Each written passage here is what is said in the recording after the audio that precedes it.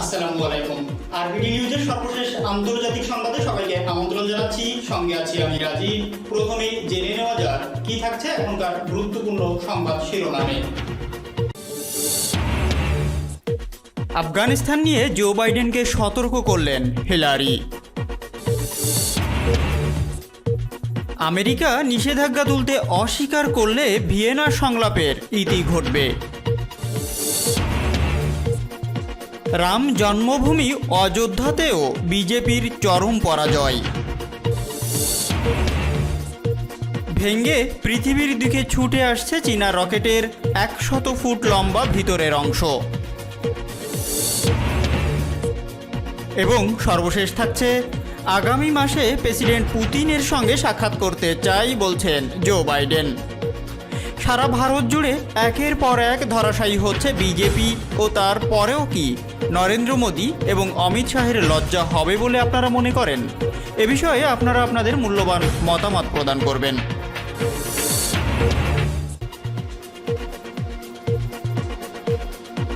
এতক্ষণ সংবাদ শিরোনামগুলো শুনছিলেন, এখন বিস্তারিত। তবে তার আগে রিকোয়েস্ট থাকবে ভিডিওটিতে একটি লাইক করুন এবং আপনি যদি এই চ্যানেলটিতে নতুন হয়ে থাকেন চ্যানেলটি সাবস্ক্রাইব করে পাশে থাকা বেল আইকনটি অন করে দিন। আফগানিস্তান নিয়ে জো বাইডেনকে সতর্ক করলেন হিলারি। মার্কিন প্রেসিডেন্ট জো বাইডেন আগামী 11 সেপ্টেম্বরের মধ্যে আফগানিস্তান থেকে সেনা প্রত্যাহারের ঘোষণা দিয়েছেন। তবে বাইডেনের এমন সিদ্ধান্তের বিরোধিতা করে এর কঠিন পরিণতি সম্পর্কে সতর্ক করেছেন সাবেক মার্কিন পররাষ্ট্রমন্ত্রী হিলারি ক্লিনটন। তিনি বলেছেন, এতে করে তালেবানের ক্ষমতা দখল করে নেওয়ার ঝুঁকি তৈরি হবে। দেশটিতে আবারও গৃহযুদ্ধ শুরুর শঙ্কা দেখা দেবে। টুইন টাওয়ারে হামলার পাল্টা জবাব হিসাবে যুক্তরাষ্ট্র আফগানিস্তানে সামরিক অভিযান চালিয়ে তালেবানকে ক্ষমতাচ্যুত করেছিল। তারপর থেকে ন্যাটো জোটের সঙ্গে তালেবানের লড়াই চললেও এতে শুধু লাখ লাখ মানুষ হতাহত হয়েছে, প্রকৃত অর্থে আফগানিস্তানে শান্তি ফেরেনি। গত রবিবার মার্কিন সংবাদ মাধ্যম সিএনএনকে দেওয়া এক সাক্ষাৎকারে বাইডেন প্রশাসনকে সতর্ক করে হিলারি বলেন, আমার মতে এটা একটা কঠিন সিদ্ধান্ত। এটাকে আমরা উভয় সমস্যা হিসাবে দেখি। আমরা জানি সেনা প্রত্যাহার কিংবা থেকে যাওয়া উভয় পরিণতি রয়েছে। প্রেসিডেন্ট প্রত্যাহারের সিদ্ধান্ত নিয়েছেন, তবে এর কারণে কঠিন পরিণতির সৃষ্টি হতে পারে। যুক্তরাষ্ট্রের সবচেয়ে দীর্ঘমেয়াদী এই যুদ্ধ অবসানের লক্ষ্যে বিগত মার্কিন প্রেসিডেন্ট ডোনাল্ড ট্রাম্প আফগানিস্তান থেকে চলতি মে মাসের মধ্যে সব মার্কিন সেনা প্রত্যাহারে একমত হয়ে তালেবানের সঙ্গে চুক্তি করেছিল। বাইডেন প্রেসিডেন্ট হওয়ার পর সেনা প্রত্যাহারের সময়সীমা আগামী 11 সেপ্টেম্বর পর্যন্ত বাড়িয়েছেন। এর মধ্যে দেশটির সাবেক এই পররাষ্ট্রমন্ত্রী এমন সতর্কবার্তা উচ্চারণ করলেন। এছাড়া এই সেনা প্রত্যাহারের বিষয়ে দুটি বিশাল পরিণতির বিষয়েও উল্লেখ করেছেন হিলারি। সাবেক এই মার্কিন পররাষ্ট্রমন্ত্রী বলেন, সেনা প্রত্যাহারের পর কাবুল সরকারের পতন হতে পারে এবং ক্ষমতা চলে যেতে পারে আবারও তালেবানের হাতে। এতে বৈশ্বিক সন্ত্রাসী কর্মকাণ্ড আবারও পুনরুত্থান হতে পারে।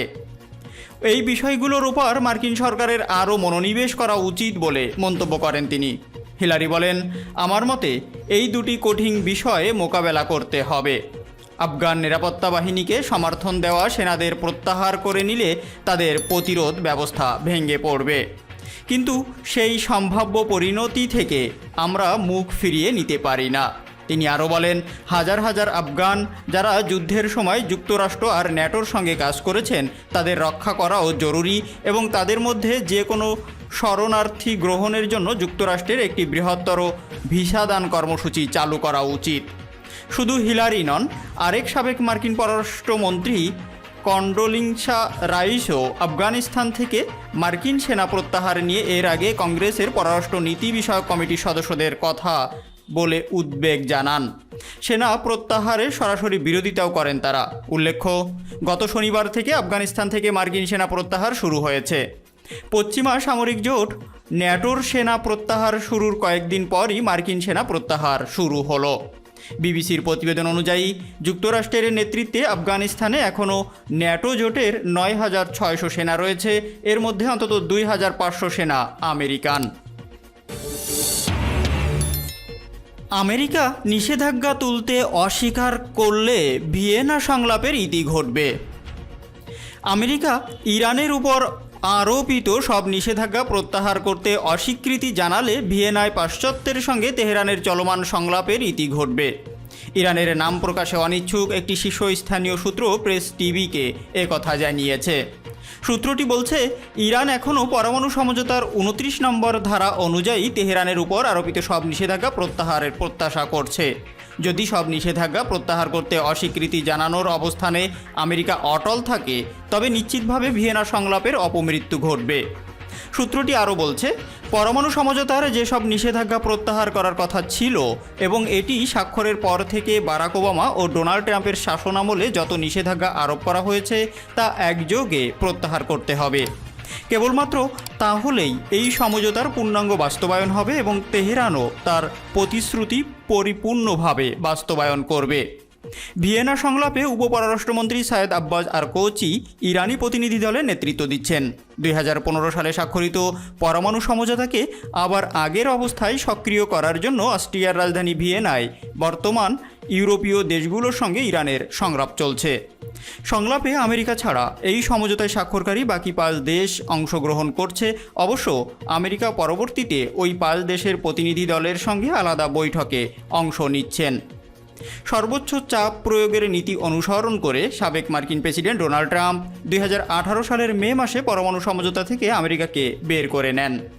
এরপর 1 বছর পর্যন্ত ইরান এই সমঝোতা বাস্তবায়নে সম্পূর্ণ প্রতিশ্রুতিবদ্ধ ছিল, কিন্তু অন্য পক্ষগুলো সমঝোতা বাস্তবায়ন না করায় 36 নম্বর অনুচ্ছেদ অনুসারে ইরান সমঝোতার বেশ কিছু ধারা বাস্তবায়ন স্থগিত করে দেয়। বর্তমান মার্কিন প্রেসিডেন্ট জো বাইডেন তার দেশকে এই সমঝোতায় ফিরিয়ে আনার আগ্রহ প্রকাশ করলেও তিনি ইরানকে আগে তার প্রতিশ্রুতিতে পুরোপুরি ফিরে যাওয়ার আহ্বান জানাচ্ছেন।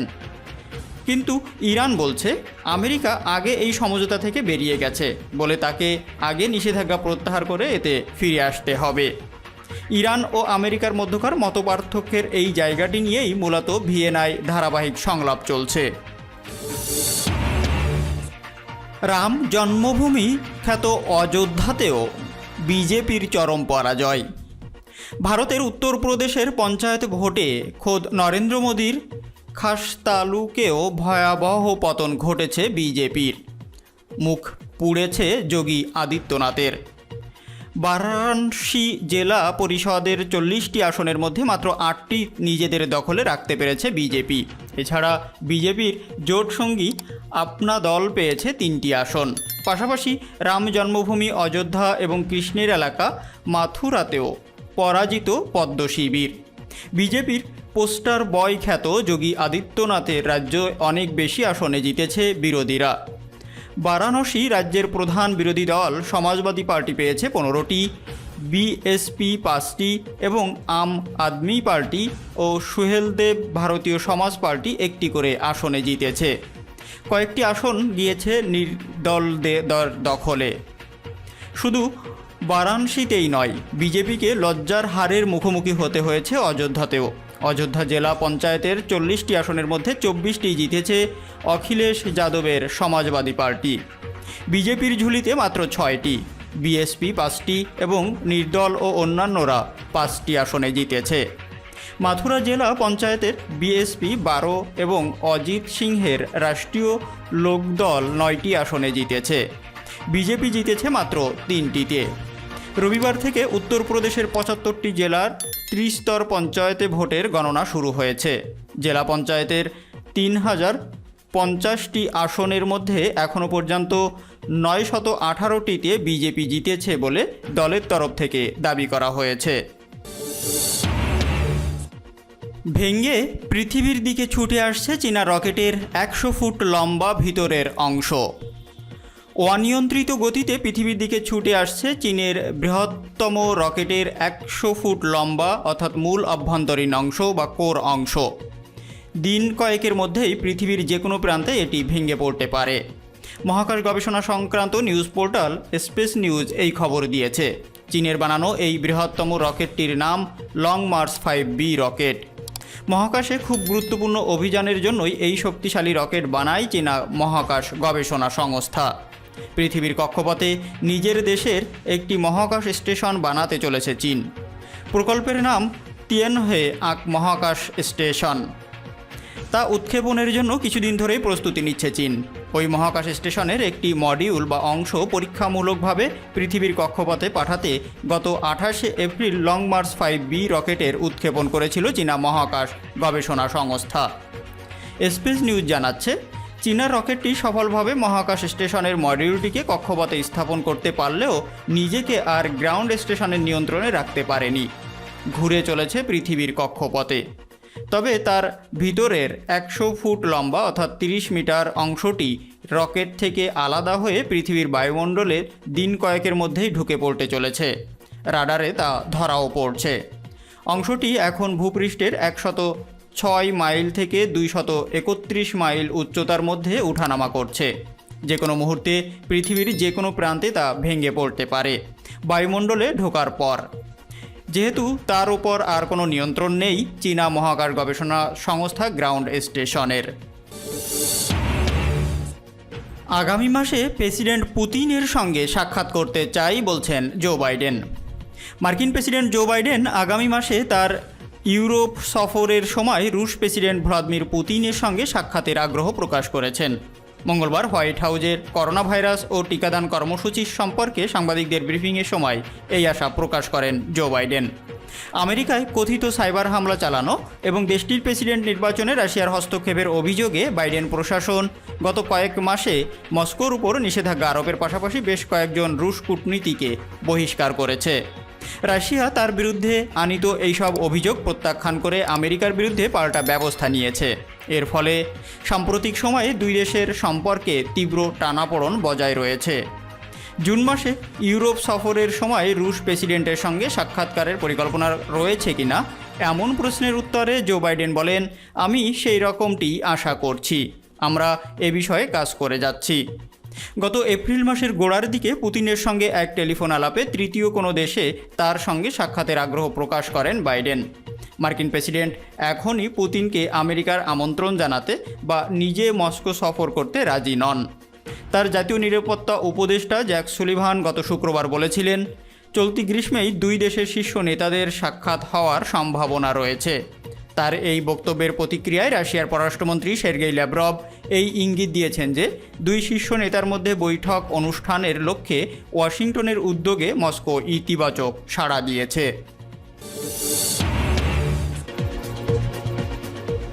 এতক্ষণ সঙ্গে থাকার জন্য ধন্যবাদ। দেখা হচ্ছে পরবর্তী ভিডিওতে। ততক্ষণ পর্যন্ত ভালো থাকুন, সুস্থ থাকুন। আল্লাহ হাফেজ।